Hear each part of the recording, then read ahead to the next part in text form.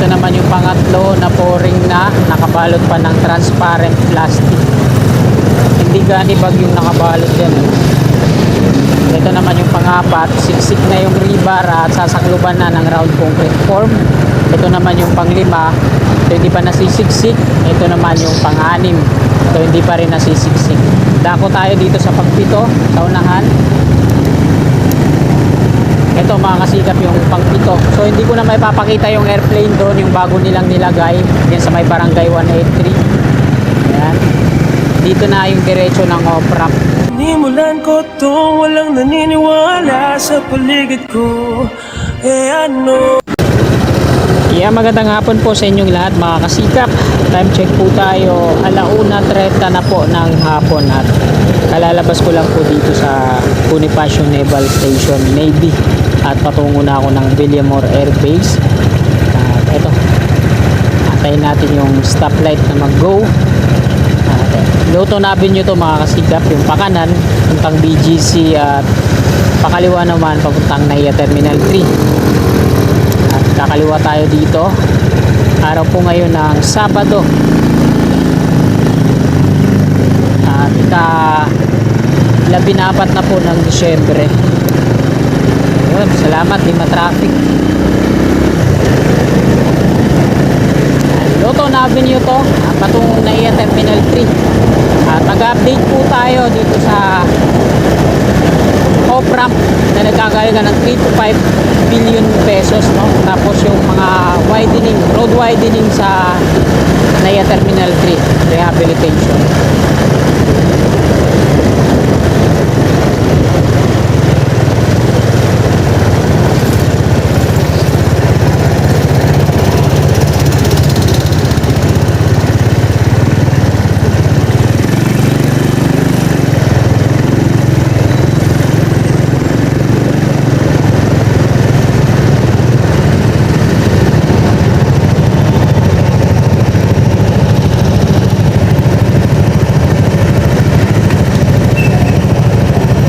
Pakanan, Chino Roses po yan, Chino Roses Avenue. Chino Roses pakanan, A3 Plaza.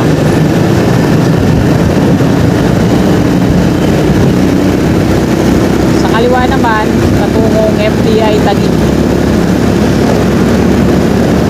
Skyway Stage 1 po yan, patungo dun sa Stage 3 pakanan, patungong Bigutan naman yung pakaliwa. Ito yung OPRAM na to sa kanan, Magallanes, no? Patungong Magallanes, Cubao.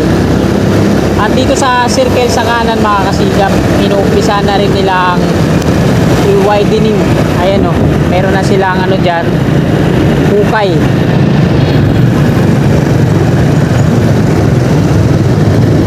Villamor Golf Course.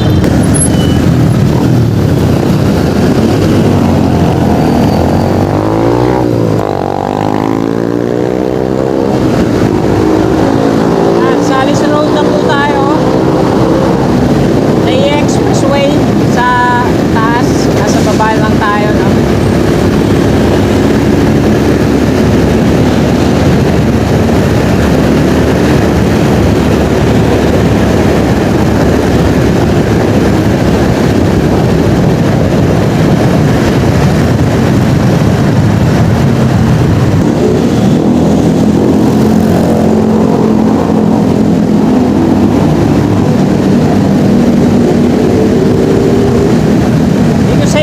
Salis Road, wala pa naman siyang widening. Andiyan pa rin yung mga buo pa rin yung mga center island, hindi pa tinatanggal. Pero tingnan natin kung tatanggalin ba o mga flexible post na lang ulit ilalagay. Wala pa naman ano dito magsasagawa ng ganun.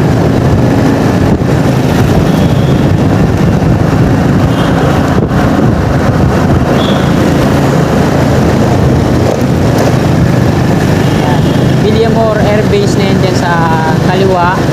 Dyan ako papasok, pero didiretso muna tayo dito sa may bypass LN at kukunan natin ang update ngayon. So dito sa baba niya pa yung mga halaman, pero dun sa unahan wala na, binakbak na. Ito yung off-ramp, galing Skyway Stage 3, Stage 1 patungo dito sa Newport City. Ito yung may toll siya, 3.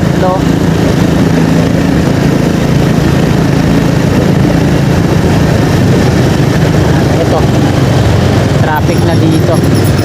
Pangalan, Newport City po yan.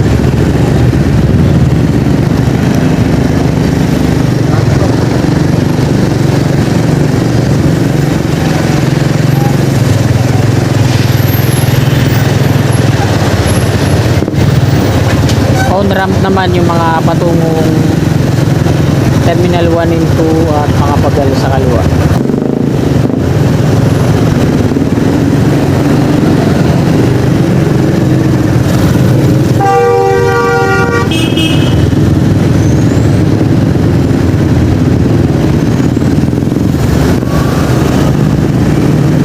Ito naman yung footbridge mula dito sa kanan.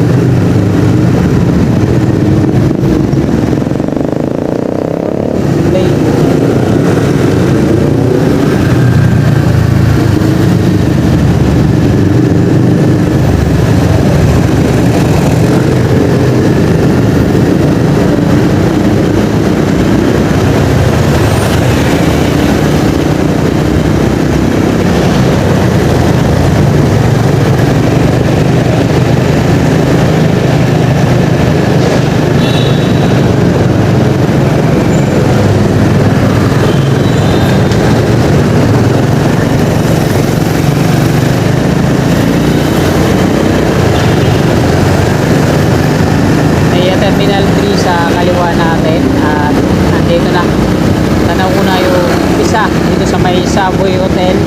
Ito yung off-ramp manggagaling dito sa NAIA Expressway at ito na mga kasikap, ito yung latest na update natin ngayong Disyembre 14. Ito yung una, BP-1, di pa sinisiksik.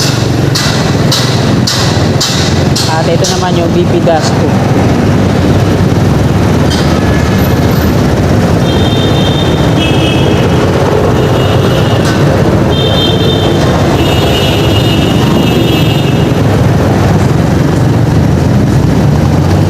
Pinapaikutan na ng scaffolding. Ito naman yung pangatlo na pouring na, nakabalot pa ng transparent plastic. Hindi gani bag yung nakabalot yan. Ito naman yung pang-4, siksik na yung rebar at sasakluban na ng round concrete form. Ito naman yung pang-5, ito hindi pa nasisiksik. Ito naman yung pang-6, ito hindi pa rin nasisiksik. Dako tayo dito sa pang-7 sa unahan. Ito mga kasikap yung pang-7. So hindi ko na may papakita yung airplane doon, yung bago nilang nilagay yan sa may barangay 183. Ayan. Dito na yung diretso ng off-ramp. Akala natin na tatawid dito, no, at magiging elevated pa rin, pero dito na siya.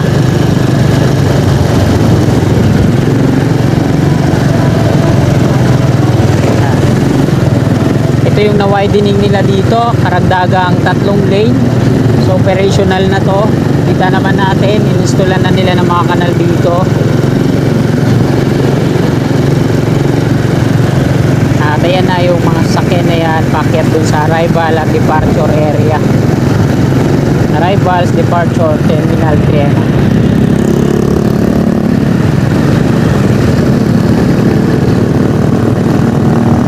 Ito yung sa Bauer.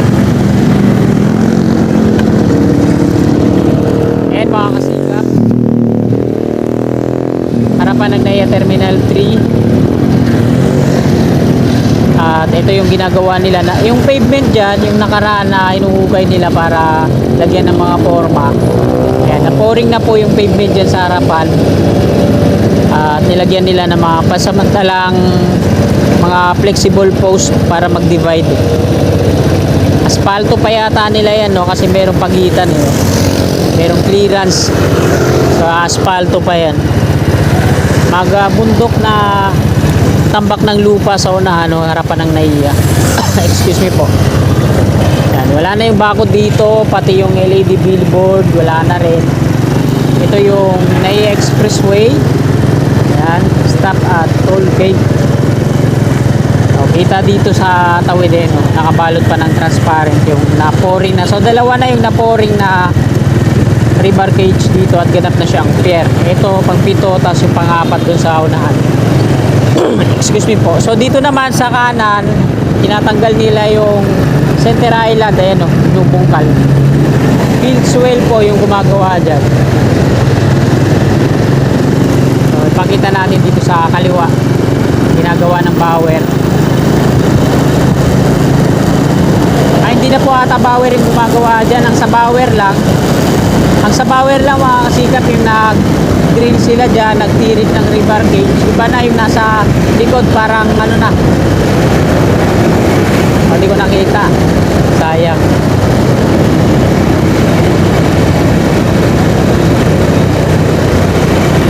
NAIA Terminal 3.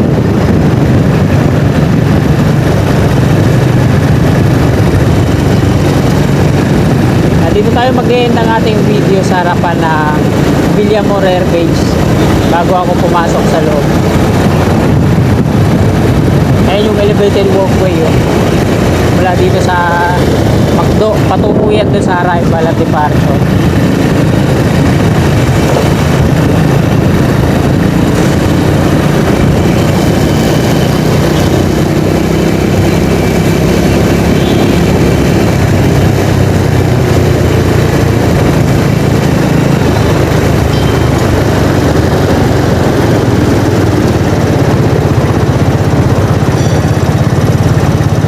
Bossing, ano yung contractor na gumagawa dun sa off-ramp? Ay, hindi nyo alam yun. Ay, hindi, paras kayo ng uniforme. Hindi nyo kasama yun? Dito lang kayo, yung build swell, no? Kala ko kayo din yung gumagawa dun kasi yung bower, ang pag-river lang sa ano, pag-tirik lang ng river cage sa kanila, no? Iba na yung nasa likod na ano, uniforme. Hindi na bower, eh.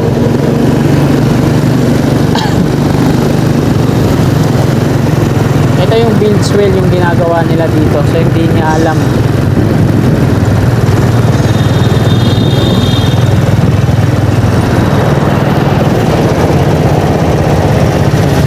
Nilalatagan na nila ng base course, tapos tsaka naman papantayin ng ruler. So ang purpose nila dito, yung mga landscape na nandito sa harapan, papalitan nila ng konkreto. Ayan yung ginagawa nila dito.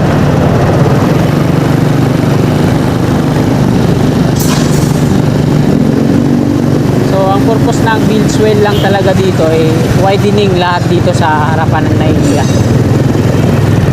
Isusunod na nila to dito. Ganon din dito sa kaliwa, kita natin yung center island, may mga halaman. Dun sa unahan, binungkal na nila eh. Baka ito na yung kasunod nun.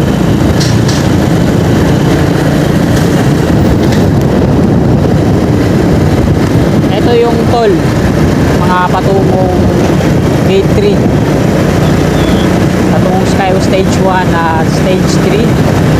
So ayan mga kasika po, lawak na ng nabungkal nila dyan eh.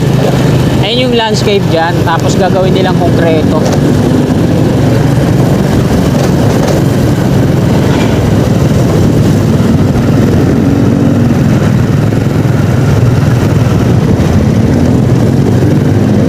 Nandito na tayo sa Villamor Air Base. So ayan mga kasikap, hanggang dito na lang tong video na to kasi bawal na tayo sa loob mag video, baka makonfiscate pa, no? Maraming salamat. God bless po sa ating lahat. Sulat